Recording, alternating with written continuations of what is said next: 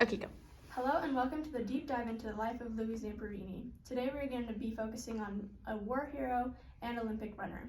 Louis was born on January 26, 1917 in Olean, New York. He moved to Torrance, California as a boy. As a boy, he was a troublemaker who was constantly running from the law. Pete, his older brother, was very worried about him and asked the principal if he could run track. On page 13 of the book Unbroken, it reads, "He told the principal that Louis craved attention but had never won it in the form of praise, so he sought it in the form of punishment. If Louis were recognized for doing something right, Pete argued he'd turn his life around." Louis continued to train, and Pete often followed him around the neighborhood, riding his bike behind him, making sure he would train. On page 15, it reads, "Pete herded him out to train every day and rode his bicycle behind him, whacking him with a stick." As he trained more and more, Louis Zamperini became a very good runner. He even went on to the Olympics and broke the record for the fastest last lap in the 5,000 meter. On page 36, it reads, "His final time, 14:46.8, was by far the fastest 5,000 run for any American in 1936.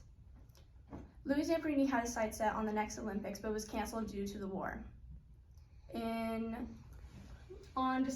December 1914, Pearl Harbor was bombed, which was an American catastrophe, and America ended up joining World War II. Because of this, Louis Zamperini joined the war. It reads in the book Unbroken, he joined the war on September 29th. On September 29th, he joined the army. Okay. This is Louis Zamperini as a young boy. This was after Pete made him run track, and he broke many high school records. This was Louis' last lap of the 5,000 meter in the Olympics. And this is when Louis Zamperini joined the war. And now we'll go to commercial break. Welcome back. Louis Zamperini's life was full of once-in-a-lifetime experiences. After leaving for war, Louis, a bombardier in the Air Force, had one of these. His crew bombed Wake Atoll, but crash-landed on their way home. A quote from the book, "Relieved of 3,000 pounds of bombs, Superman bobbed upward. Louis yelled bombs away, and Phil rolled the plane roughly to the left through seams of anti-aircraft fire." Most of his crew made it out of Wake Atoll, and in April of 1943, Louis and his crew bombed Nauru. Their plane was badly shot up, and they barely made it home alive. Many of Louis' crew members are injured, and some of them died, so they had to get a whole new crew other than Louis and Phil, who was the pilot, who miraculously made it out with little injuries. A quote from the book, "There were 594 holes. All of the Nauru bombers had made it back. Every one of them shot up, but none as badly as this. It's really a miracle that Superman made it back." On May 27th, 1943, with a mostly new crew, Louis leaves on a rescue mission in a new plane, the Green Hornet. This plane is very rowdy and doesn't work well with the crew, and ends up crashing in the Pacific. Green Hornet was doomed. The best Phil could do was try to level it out to ditch. He grunted 3 words into the interphone: "Prepare to crash." This is a bomber heading to Wake Atoll for the bombing on December 22nd, 1942. After Nauru, Louis' plane was really badly bombed with Superman, and this is Louis looking through a hole on the plane to show you how big it is. On April 1945. And then on May 27th, 1943, Louis and his crew leave for a rescue mission, but end up crashing in the Pacific. This is the plane that we left on that was untrustworthy. Welcome back. After Louis and his crew crash into the Pacific, life ultimately gets harder for him. First, only 3 out of the 11 passengers survived the initial crash, and only 2 would make it off the raft. Let's take a closer look. On day 1, Max starts to freak out as sharks graze the bottom of their 2 rafts. And on day 2, he eats all the ration chocolate. This shocked Louis, as the text reads, "The realization that Mac had eaten all the chocolate rolled hard over Louis," on page 138. Days later, and losing hope, the surviving crew spotted a plane. Shooting flares and yelling as loudly as possible, the 3 survivors tried to get the plane's attention but failed. Then it became clear to them that their chances of rescue were already dimming. On June 27, 1943, the 27th day of Louis' stay on the raft, a Japanese Zero plane flew by, shooting at the raft. While the odds of the 3 of them were surviving this were low, they made it out of the attack without a scratch. On the 33rd day, Mac died.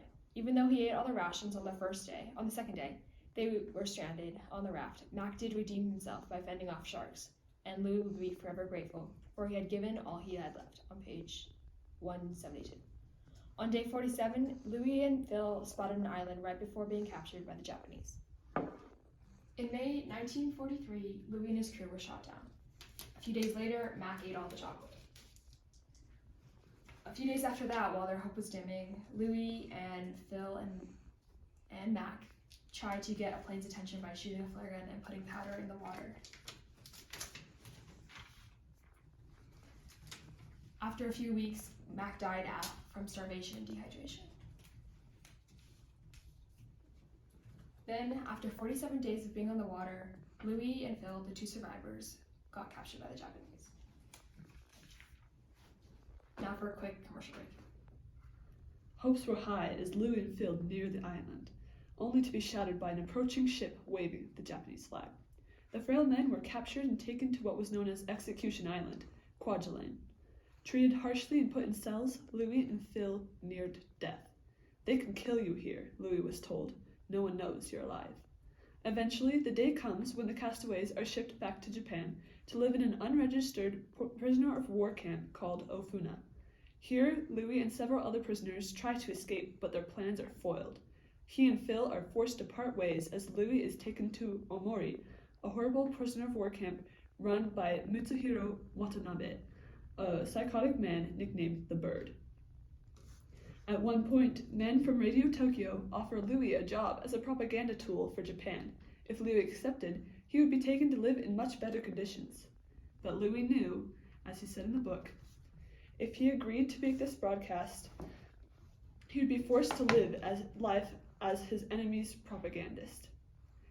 But Louis, in the end, like all great heroes, remained loyal to his country and turned down the offer. Taken back to camp, the Bird beats Louis to no end. The conditions in camp get even worse, and so does the health of the poor, starved prisoners. On one glorious day, however, the Bird is restationed to a different camp, leaving Louis and the others in peace. Because of his refusal to work for Japan, Louis is later taken to a punishment camp called Naoetsu. By some stroke of bad luck, the Bird happens to be the leader of this camp. In the book Unbroken, it describes that Louis would remember this moment that he saw the Bird as the darkest in his life. Life in this new camp is deplorable. Louis works all day loading coal and performing other tasks. He is becoming increasingly ill. Okay, so the first picture we have is that of Mitsuhiro Watanabe. Louis met this man at the prisoner of war camp in Omori. One description of Watanabe reads, "He was a beautifully crafted man, a few years short of 30. His face was handsome, with full lips that turned up slightly at the edges, giving his mouth a faintly cruel expression. Beneath his smartly tailored uniform, his body was perfectly balanced, his torso radiating power, his form trim. A sword angled elegantly off of his hip, encircling his waist was a broad webbed belt, embellished with an enormous buckle."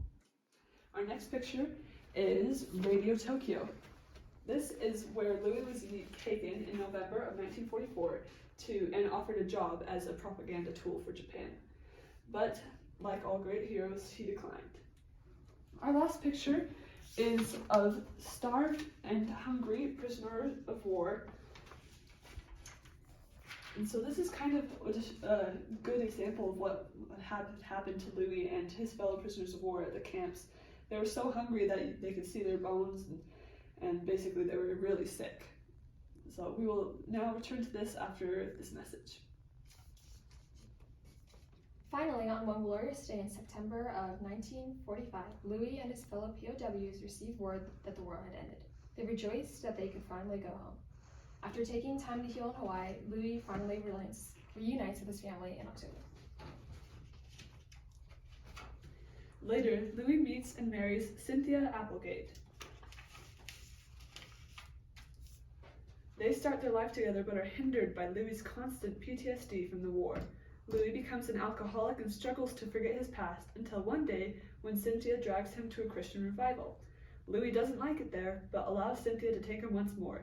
What the preacher says touches Louis's heart and he decides to turn his life around. Ultimately, later in the future, Louis returns to Japan to make peace with his former captives. Ultimately, the theme of this book. Ultimately, survival is a choice, one that Louis made early in his life.